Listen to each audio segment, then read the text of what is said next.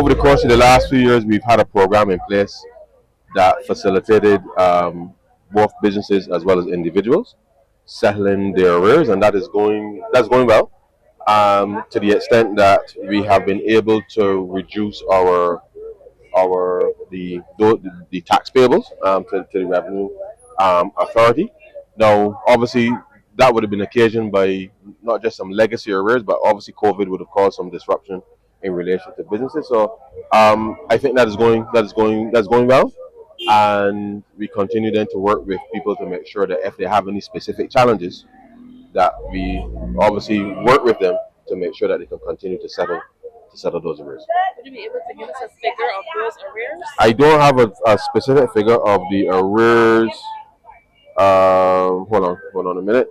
So depending on, I can give you. Okay, so between April and July of this year, we collected 9.2 compared to 5.7 million last year in arrears, right? And that was in relation to income tax. Okay. In relation to property taxes, we were able to collect 15.9 million between April and June, and that compares to 17 over the same period last year.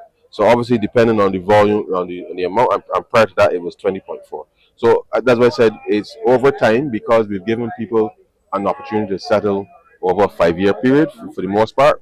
Some people have chosen over 3 years, some people have chosen over a year, and therefore we just continue to make sure then that we can collect those monies in these specific categories to make sure that we can work them down. It's a mixed bag in that with respect to obviously value-added tax and any arrears, that's totally businesses. On individuals, you have a number of persons for whom property taxes are in arrears. Some of that is because as people die, and then their properties go into administration, and then we've had a delay in how the courts and deal with bills and those types of things. So we've seen a portion of property taxes where those types of administrative issues have caused a buildup of arrears. But as the executors tend to get the wills executed, they tend to work those down. And then as it relates to income taxes more generally, that is probably driven more by self-employed persons. But as I said, given that we've been working with the self-employed both with NIS as well as the Barbados Revenue Authority, then we work collaboratively to make sure that we can bring those arrears down.